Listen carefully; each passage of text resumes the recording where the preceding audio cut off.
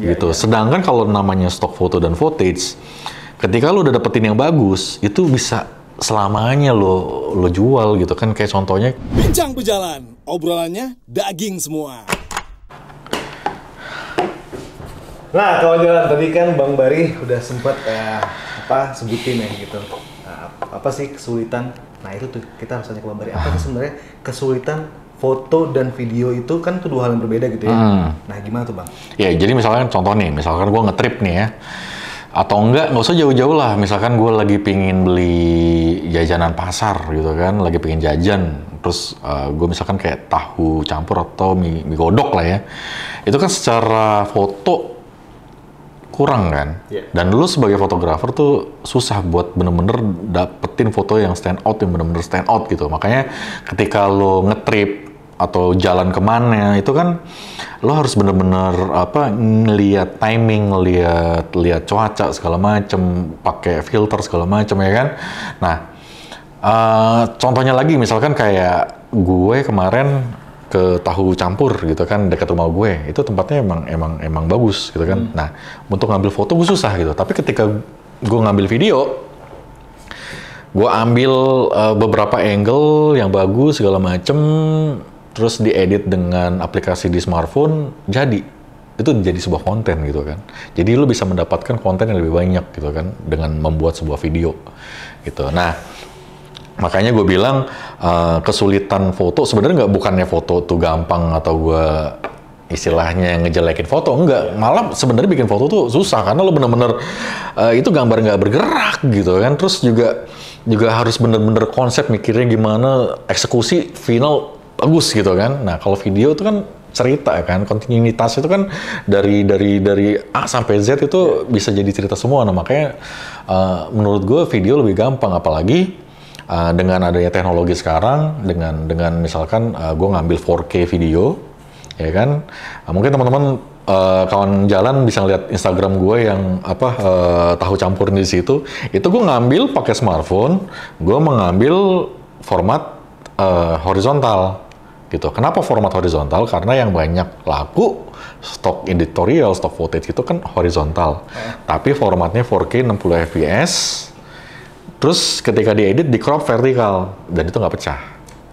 Dan lu bisa dapetin lebih banyak gambar, ya kan, footage. Apalagi sekarang eranya Reels kan, eranya Instagram Reels, terus juga TikTok juga formatnya juga Reels, terus juga sekarang ada YouTube Short, semuanya kan format vertikal gitu kan. Nah, enaknya di video gitu, jadi kita bisa jangan pusing sama storage, kita ngambil horizontal 4K 60 fps, edit, jadi gitu kan, terus bisa langsung dijual lagi kan footage-nya gitu. Jadi itu sih sebenarnya kesulitan dari foto ke video, dan sebenarnya video ini alatnya lebih banyak aja gitu kan, lebih panjang aja waktunya, tapi lebih menyenangkan sih sebenarnya.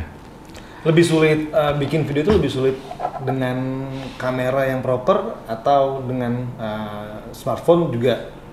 Nah, tergantung sikon kan, Ya kalau gue mau kapanpun, dimanapun, gue maunya pakai kamera mirrorless gitu kan. Tetapi kan ada sesuatu momen yang gue nggak mungkin bawa kamera mirrorless terus kan, gitu. Tapi makanya kayak smartphone itu gue anggap sebagai kamera backup gitu, kamera cadangan. Gue nggak memposisikan smartphone itu sebagai kamera utama gitu. Kenapa ya? Karena pada saat darurat gue bisa langsung ambil gambar. Gitu. Dan mungkin ya misalkan kita lagi di mana, kayak nggak usah jauh-jauh ketemu abang-abang apa di mana, itu bisa langsung ngeluarin kan gitu. Nah, tapi sebetulnya buat konten kreator yang masih mula-mula nih, awal-awal nih, dia punya kamera dulu atau dengan handphone aja dia juga udah bisa bikin, dia udah bisa jadi istilahnya mungkin YouTuber kali gitu ya. Punya kamera dulu, itu investasi yang nggak bakal rugi sih sebenarnya kan. Sekarang dengan budget oke lah, lo pengen dapetin video bagus dengan smartphone, itu minimal yang flagship. Bukannya gimana, smartphone ujung-ujungnya memang semodal. Kalau foto ya, oke lah, foto ini kamera smartphone yang flagship sekarang tuh udah hampir samain kualitasnya dengan DSLR yang lo entry ya. Gitu. Untuk kamera foto. Tetapi kalau untuk video ujung-ujungnya sensor tuh nggak bisa bohong lah gitu kan. Nah, smartphone kan kecil. Ketika kita nggak ke suatu tempat yang gelap, pasti hancur gitu kan. Makanya buat beli kamera dengan smartphone yang flagship itu aja minimal 15-20 juta kan. Padahal duit 10 juta tuh udah bisa dapat kamera mirrorless video yang bagus loh. Yang micro four third lah. Itu bisa dapat. Itu 10-15 juta tuh udah dapat kamera dan juga lensa yang fix, yang bagus.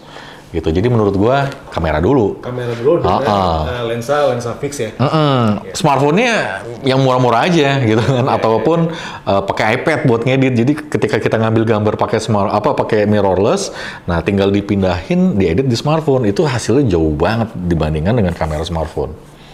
Gitu. Oke, jadi buat kawan jalan ya yang baru mula-mula mau menjadi content creator gitu sebetulnya ya tadi ya kayak tadi Bang Bari bilang. Sebaiknya punya kamera terlebih dahulu gitu supaya gambar yang dihasilkan jadi lebih baik Bang. Yes, benar. Baru setelah itu ya sebetulnya tapi mungkin nggak sih Bang kalau hanya dengan pakai handphone aja?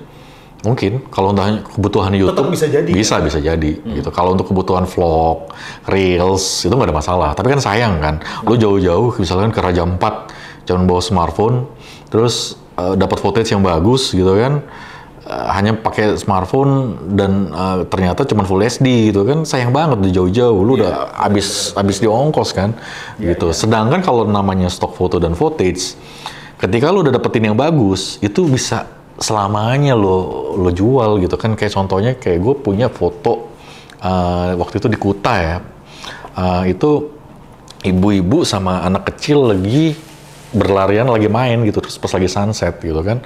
Nah terus gue pakai kamera karena memang lensanya bagus, kamera DSLR, gue dapetin momen itu bagus. Itu sampai sekarang itu sampai ratusan foto itu disewa, dan bahkan pernah awal-awal gue masukin ke lomba Nat Geo, menang juara 2 waktu itu gitu kan. Nah makanya ya lu punya kamera bagus, investasi yang jangka panjang yang emang sangat bagus banget. Nah itu yang nggak bisa didapetin sama smartphone. Gitu.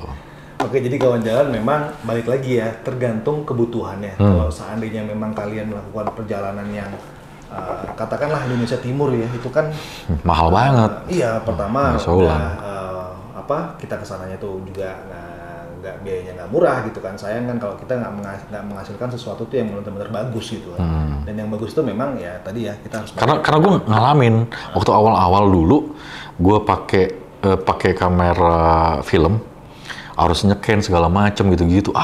Terus pakai kamera pocket, udahlah, gue pakai kamera pocket dulu. Tapi momen itu nggak bisa keulang gitu kan. Akhirnya waktu itu gue sadar, ya udahlah, gue gimana pun sebelum gue pergi, sebelum gue gimana, ya gue nabung dulu beli kamera DSLR lah minimal. Gitu kan. Abis itu gue baru kejar ngambil hunting, dan itu kebukti. Gue udah ngelakuin 2 cara itu gitu kan. Gitu. Jadi kesimpulannya tadi foto dan video bukan berarti foto itu mudah gitu ya, susah gitu. Tapi setidaknya video itu lebih cepat ketika kita mau menangkap suatu momen Bang ya. Dan bisa bercerita lebih banyak gitu. Nah, buat kawan jalan tadi segmen kedua tadi tuh udah dijawab tuntas oleh Bang Bari. Lalu pertanyaan ketiga adalah yang nanti akan dijawab di segmen ketiga. Soal video ini kan memang tadi lu bilang kan happening banget Bang ya gitu kan. Gimana sih proses membuat video yang kece itu? Nanti akan dijawab oleh Bang Bari di segmen ketiga. Oke, jangan lewatkan segmen ketiga. Salam jalan kawan jalan.